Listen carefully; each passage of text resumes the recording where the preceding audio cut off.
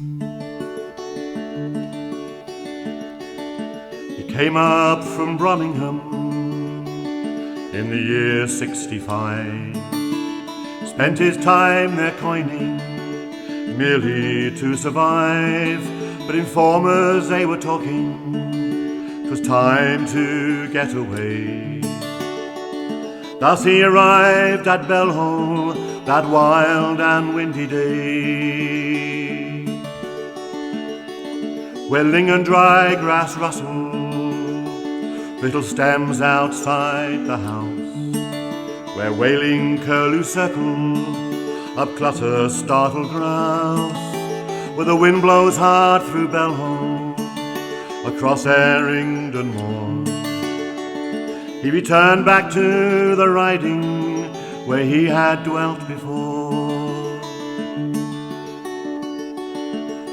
His father and his brothers were weavers there by trade. Each week they took to Halifax the pieces they had made. Though times were hard and money scarce, they welcomed the traveller home. He told them how they coin as fast as groats in Birmingham. So carefully he made his plans and talked with eager ears, while supping in the alehouses where tongues are loose from beers. First he curried favour with his neighbour John Wilcox, and then with David Greenwood, whose farm was at Hilltop. Now David had two brothers, Isaac and William, both of whom resided near the town of Old Hebden, and together with his father they formed a motley crew. All they needed now was gold, even Portuguese would do. With Greenwood and with Wilcox they plied their newfound trade.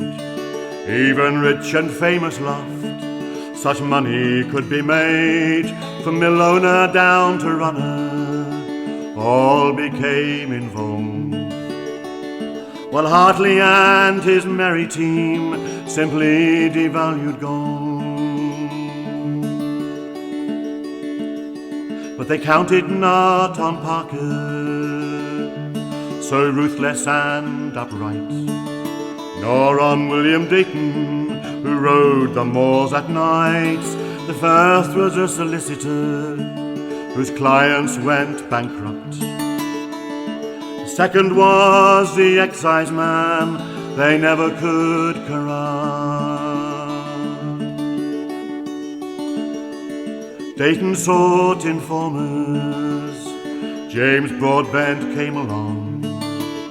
He had been the whipping boy, he sang his traitor's song. And first it was John Sutcliffe, they caught him tools in hand. Thomas Clayton fled his home, he'd heard what had been planned. King David was ringleader, whom Dayton wanted most, as oft times in the local pubs he had been heard to boast. And Dayton was determined to catch him for that jibe. Thus he offered Broadbent 100 guinea bribe.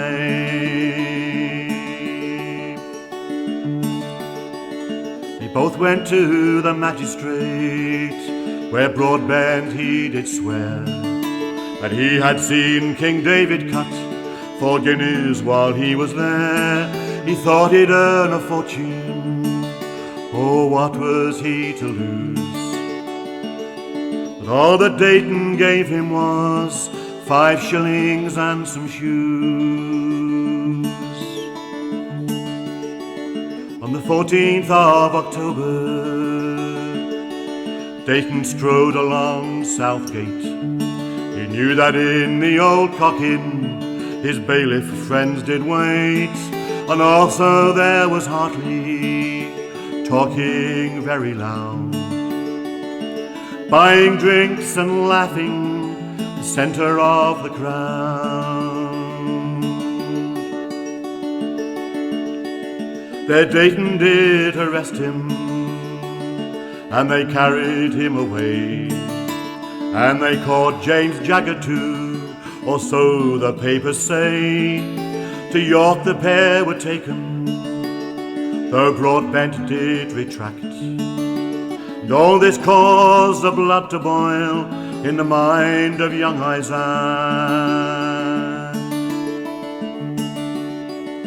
'Twas in the dusty miller they planned poor Dayton's doom, 100 guineas pledged from a whip around the room. Thomas and Normanton, they were the chosen men. 'Twas rumoured they had killed before, so they might as well again. 'Twas a cold November night, they hid in Bullclose Lane. Dayton came home late that night, 'twas there that he was slain. They shot him and they kicked him, but they knew they would be hung. When Broadbent turned king's evidence, and in Tyburn they were slung. 'Twas on the 6th of April, at exactly 2:30, they hung the King of Coiners for the things that he did do. The other coiners fled the land to save their wretched souls, and in the walls of Mythenroyd they hid their forging tools.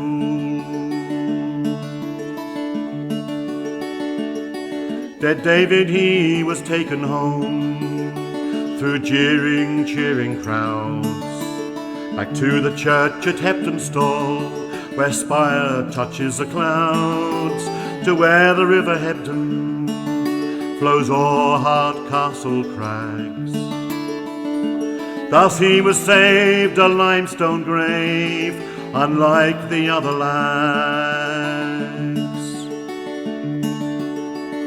And in the dusty miller they sang their funeral tune. Mythenroyd and Castle Crags were lit by an Easter moon. 'Twas poverty that drove them, that's what the locals say. 'Twas poverty that drove them to clip their lives away. 'Twas poverty that drove them, that's what the locals say. 'Twas poverty that drove them to clip their lives away.